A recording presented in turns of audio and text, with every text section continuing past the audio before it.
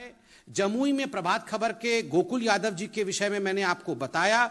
नदवा में किस प्रकार पटना के बाकरगंज निवासी निशांत कुमार वर्मा का नदवा स्थित आभूषण दुकान पर शटर उखाड़ करके 6 लाख की चोरी की जाती है, यह भी टीवी और पत्रकारिता के माध्यम से हमें खबर मिला है। बाढ़ जिला में बाढ़ थाना क्षेत्र के LIC मोड़ के पास मुहर्रम जुलूस के दौरान जिस प्रकार 2 समुदायों में लड़ाई होती है, यह भी हमने देखा कि वहां पुलिस नदारद थी। ठीक उसी प्रकार पटना सिटी में घर के गेट पर खड़ी शिक्षिका के गले पे बाइक सवार 3 झपट्टा मार करके सोने के चेन को लूट लेते हैं, यह भी CCTV फुटेज के माध्यम से हमने देखा। पटना सिटी में एक महिला की हत्या की जाती है और आरोपी के घर से 4 पिस्तौल बरामद होते हैं। ठीक उसी प्रकार पटना में मैंने अभी कहा कि गार्ड की हत्या करके किस प्रकार टोयोटा के शोरूम पे लूट होती है, और मुजफ्फरपुर में ओराई चौक पर 2 तिरंगे को लेकर आप सब ने देखा। अभी तिरंगे के विषय में माननीय अरुण जी ने हमें अवगत कराया, मगर तिरंगे झंडे को लेकर भी बिहार में किस प्रकार की राजनीति हो रही है, झंडे में भी परिवर्तन किया जा रहा है और वहां भी तुष्टीकरण की राजनीति हो रही है, यह भी हम सब ने देखा है। इसके बाद यह कहना अतिशयोक्ति नहीं होगी कि द जंगल राज रिटर्न्स। जिस जंगल राज के विषय में आप सब ने भारतवर्ष को समय समय पर अवगत कराया था, और किस प्रकार से जब भारतीय जनता पार्टी अपने शासनकाल में रही तो गृह विभाग भी हमारे पास नहीं था, एक्साइज डिपार्टमेंट भी हमारे पास नहीं था, ये विभाग भी हमारे पास नहीं होने के बावजूद हमारे दबाव के कारण जिस प्रकार से एक माहौल बिहार में रहता था कि हत्या, लूट, डकैती इसके ऊपर अंकुश रहती थी, आज बिहार में जंगल राज रिटर्न्स है। और एक वीडियो आज सोशल मीडिया में घर घर तक पहुंच रहा है। कई मंत्रियों ने इसे ट्वीट किया है, कई जनता ने भी ट्वीट किया है। बिहार के तेजस्वी यादव जी का एक साक्षात्कार है, उसका वीडियो है, जिसमें उनसे 10 लाख नौकरी के विषय में 2020 में उन्होंने कहा था कि हम आएंगे तो 10 लाख नौकरी देंगे। जब उनसे 2-3 दिन पहले पूछा गया कि अब तो आप आ गए हैं तो 10 लाख नौकरी का क्या होगा, तो वो कहते हुए नजर आते हैं कि देखिए अभी तो हम मुख्यमंत्री नहीं बने, हमने कहा था कि हम मुख्यमंत्री बनेंगे तब नौकरी देंगे। बड़े दुख के साथ कहना पड़ रहा है कि ये जो मैं की कहानी है, मैं बनूंगा तभी होगा, हमसे कुछ नहीं होगा, ये हमको छोड़ करके मैं पे चले गए हैं। इसी परिवारवाद के खिलाफ भारतीय जनता पार्टी सतत लड़ती रही है और आगे भी लड़ती रहेगी। मुझे लगता है इस वीडियो के सत्यता के विषय में क्या अभिप्राय उप मुख्यमंत्री और परिवार का इसमें था, इस विषय में एक प्रेस कॉन्फ्रेंस करके तेजस्वी जी को बताना चाहिए कि आखिरकार हम बड़ा है या मैं बड़ा है। तो जंगल राज रिटर्न्स के बाद अब हम अरविंद केजरीवाल जी के झूठे वादे और ये जो फ्रीबीज की कहानी अरविंद केजरीवाल जी कहते रहते हैं, उसके विषय में बताना आवश्यक है। बंधुगण, अरविंद केजरीवाल जी का एक ही मत है, एक ही उद्देश्य है, कैसे भी करके आम आदमी पार्टी और अरविंद केजरीवाल जी की प्राधान्यता स्थापित हो देश में, उनके एम्बिशंस फुलफिल हो, उनकी महत्वाकांक्षा आगे बढ़े। इसलिए झूठ दिन पर दिन किस प्रकार से वो परोस रहे हैं, ये हम देख रहे हैं। ये कल फ्रीबीज क्या है, वेलफेयर स्कीम क्या है, इसको लेकर लड़ाई हुई। फ्रीबीज क्या है और वेलफेयर स्कीम क्या है, बेनिफिट क्या है? देखिए, बेनिफिट का अर्थ होता है कि एक टारगेटेड ग्रुप को, एक टारगेट ग्रुप है जो इकोनॉमिकली आर्थिक दृष्टिकोण से कमजोर है, उसको सबल कैसे बनाया जाए, उसको आत्मनिर्भर कैसे बनाया जाए, उसके अपने पांव पर वो ग्रुप जो है वो खड़ा हो सके। एक टारगेट ग्रुप के लिए काम करना, उसके लिए गवर्नेंस करना, उसके लिए विषय भेजना, ये बेनिफिट है, ये वेलफेयर स्कीम है। मगर जो फ्रीबीज होता है वो गरीब के नहीं होता है, वो सबके लिए होता है। और जो मुख्य उद्देश्य होता है वेलफेयर स्कीम का, वो क्या होता है, बेनिफिट का क्या होता है कि किस प्रकार से सस्टेनेबल बेनिफिट दे करके इकोनॉमिकल रूप से एक वर्ग को सस्टेनेबल लाइफ अर्थात आत्मनिर्भर जीवन बनाने के लिए उसे अपने पांव पे खड़ा करना, जैसे गरीब कल्याण योजना। 80 करोड़ जनता जो पेंडेमिक के समय, कोविड के समय एक ऐसी परिस्थिति में थी कि यदि नरेंद्र मोदी जी की सरकार उन्हें टारगेट करके उनके लिए राशन नहीं भेजते तो आज उनकी परिस्थिति किस प्रकार की होती, वो अचिंतनीय हो जाती।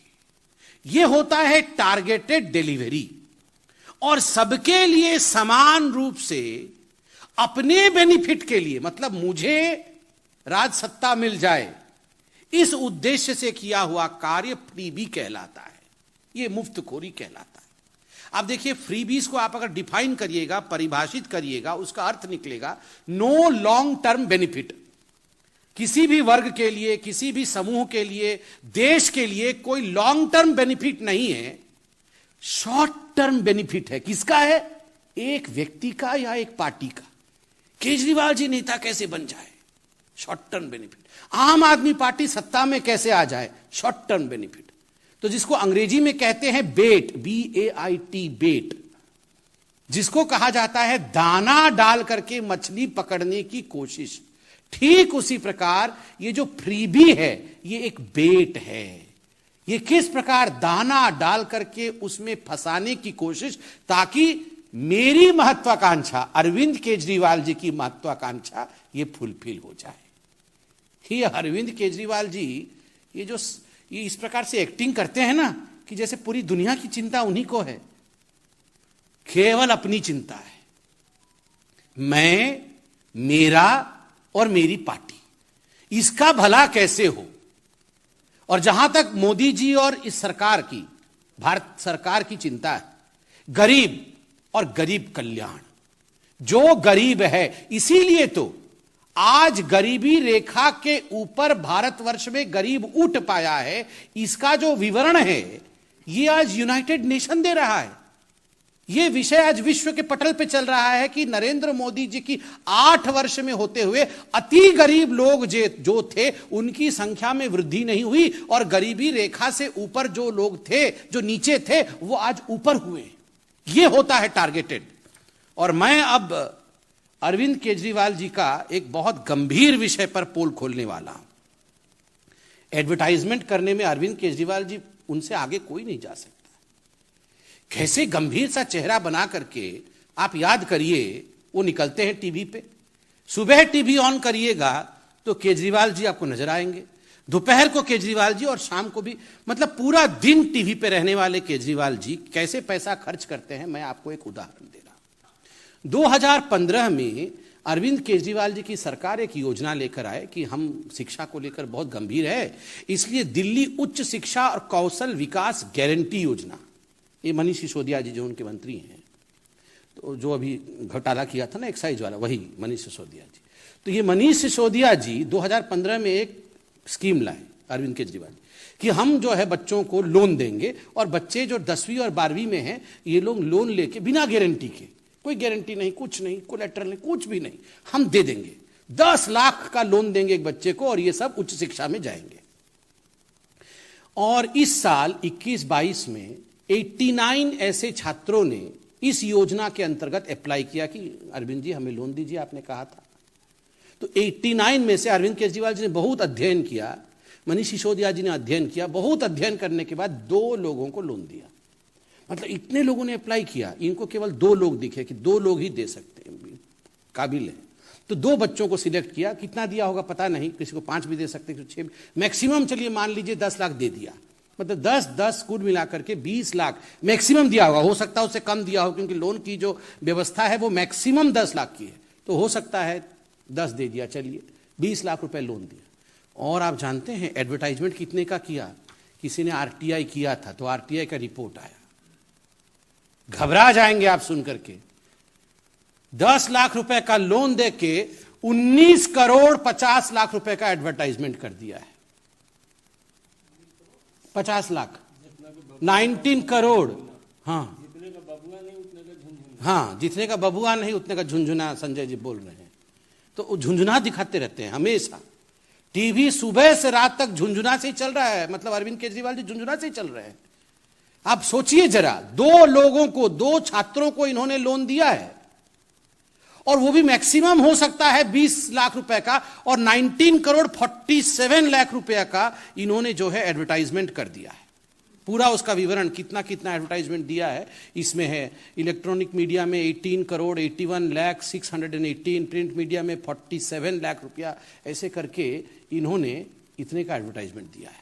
आपको याद होगा बीच में अरविंद केजरीवाल जी आते थे एक टीवी में, आज से जब कोरोना चल रहा था उसके ठीक पहले आते थे, और कहते थे बहुत प्रदूषण है तो जीवन खराब हो जाएगा, तो हम एक बायो डिकम्पोस्ट केमिकल ढूंढे हैं। बहुत रिसर्च किए थे अरविंद केजरीवाल जी पूसा में बैठ करके, और उसके बाद उन्होंने कोई केमिकल ढूंढा था। उन्होंने कहा था मैं केमिकल छिड़क रहा हूं, ये केमिकल छिड़कने से पूरा जो दिल्ली है वो प्रदूषण मुक्त हो जाएगा, और हमने कर दिया है, छिड़क दिया है सब जगह केमिकल।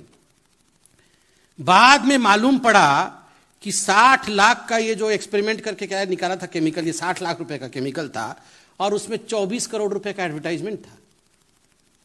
60 लाख रुपए का केमिकल बनाया, और सुबह से वो टीवी पे मैं छिड़क रहा हूं करके 24 करोड़ रुपए छिड़क रहा हूं करके खर्च किया।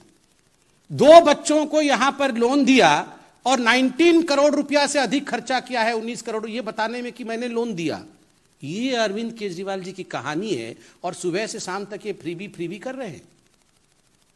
ही is just an election bee मतलब BEE, मधुमक्खी।